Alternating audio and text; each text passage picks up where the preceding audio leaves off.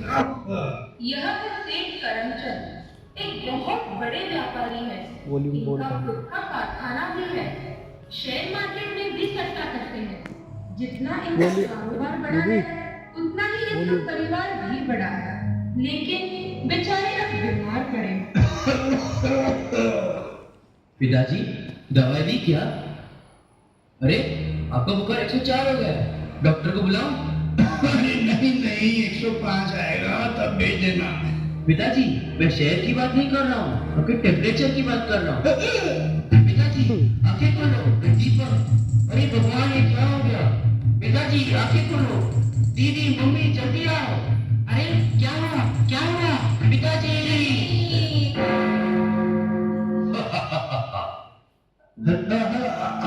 आप तो कौन हो? मुझे कहाँ ले जा रहे हो? अरे मुझे नहीं जानते? मौत के बाद कौन कहा जाएगा, स्वर्ग या नर्क, इसका फैसला मैं ही तो करता हूँ। अरे मगर मुझे नरक की तरफ क्यों ले जा रहे हो? मैंने तो कितना दान पुण्य किया है।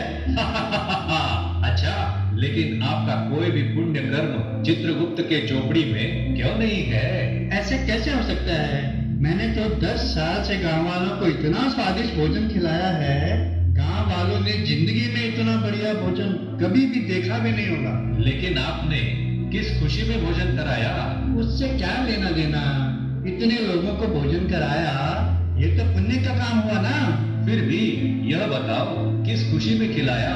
महाराज, सेठ करमचंद जी ने 10 साल में 6 शादियां की है और उसी सिलसिले में इन्होंने गांव वालों को भोजन कराया है। क्या 6 शादियां? क्या करे, इन्हें बेटा ही चाहिए था ना। बेटी हुई तो पत्नी को ही बदल डाला। अरे वाह कामदेव जी, आपको प्रणाम। अब समझे नर्क की तरफ क्यों ले जा रहे हैं? अरे रुकिए रुकिए, जरा सुनिए। मेरा एक बड़ा कारखाना भी है, उसमें 100 कारीगर काम करते हैं, जिससे उनका परिवार चलता है। यह तो बड़ा ही पुण्य का काम है। लेकिन आप जानना चाहते हो आपके बारे में आपके कारीगर क्या कहते हैं? लो सुन लो। क्या हुआ, इतने दुखी क्यों? नौकरियां तो सलामत है ना? अरे का बताइए, नौकरियां तो सलामत है। हमार सेठ जी तो दिन भर चिल्लाते रहते हैं, गालियां भी देते हैं। कितना भी बढ़िया काम करो तो भी गाली भी खाना पड़ता है। हमारी मजबूरी है ना। एक तो पगार भी कम है और ऊपर से सेठ जी की गाली फ्री में। 3 साल से गांव में सूखा पड़ा है ना, खेती भी तो नहीं कर सकते। मजबूरन बीवी बच्चों को संभालने के लिए नौकरियां करनी पड़ रही है। सुना सेठ क्रोध महाधीश, आपके पुण्य की कहानी? ठीक है, इस बात को छोड़ो।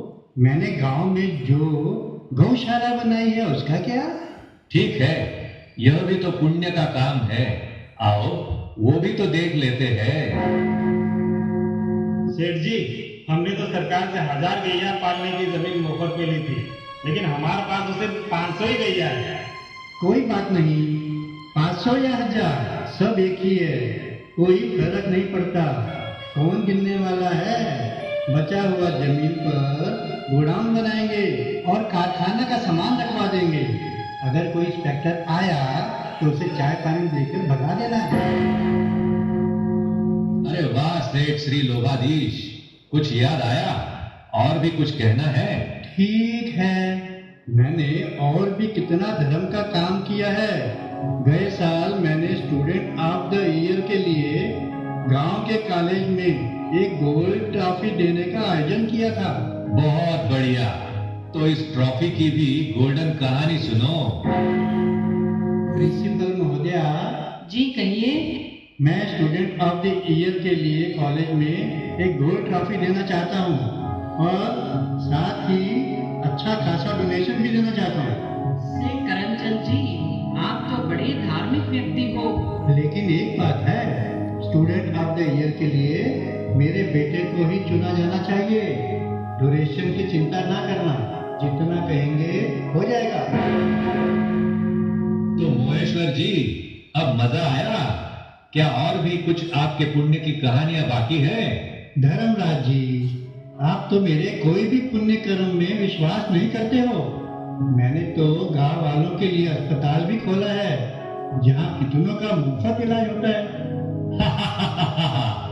जरूर आपने अस्पताल खोला है, लेकिन उसकी भी कहानी जरा याद कर लो।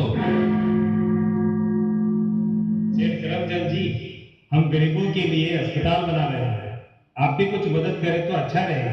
ठीक है, आप मुझसे इतनी उम्मीद रखते हो?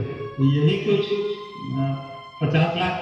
अच्छा है, मैं 50 लाख तो दे दूंगा, लेकिन अस्पताल मेरे खानदान के नाम पर ही होना चाहिए और ऑपरेशन थिएटर को मेरा ही नाम दिया जाए। ठीक है सेठ जी, आप 70 लाख देंगे तो हम जरूर वही करेंगे जैसा आप कहेंगे।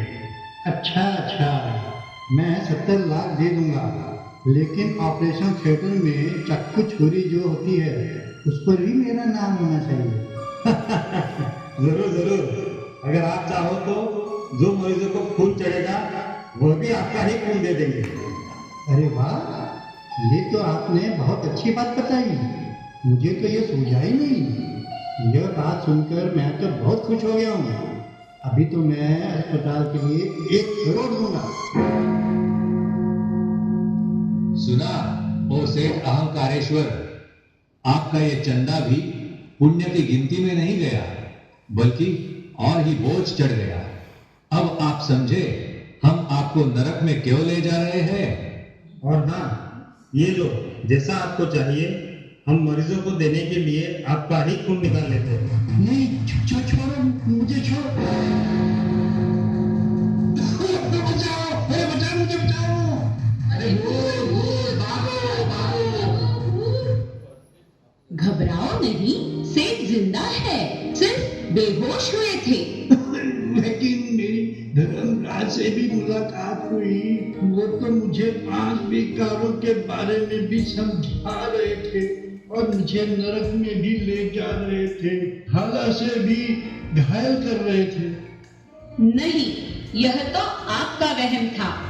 आप भी इस बात को भली भांति जानते हो कि आपने जो पुण्य कर्म किए हैं उसके पीछे कोई न कोई स्वार्थ छिपा हुआ था, इसीलिए आपको धर्मराज का अनुभव हुआ। तो आप सबको भी याद रहे, शुद्ध, निस्वार्थ और निमित्त भाव से किया हुआ साधारण कर्म भी श्रेष्ठ कर्म में गिना जाता है। जब भी हम कोई श्रेष्ठ पुण्य कर्म करते हैं तो उसके पीछे कोई स्वार्थ छिपा हुआ न हो। निस्वार्थ और निमित्त भाव से जब श्रेष्ठ कर्म किया जाता है तब उसका परिणाम स्वयं को भी और सर्व को भी सुख और खुशी की प्राप्ति होती है। कर्म करो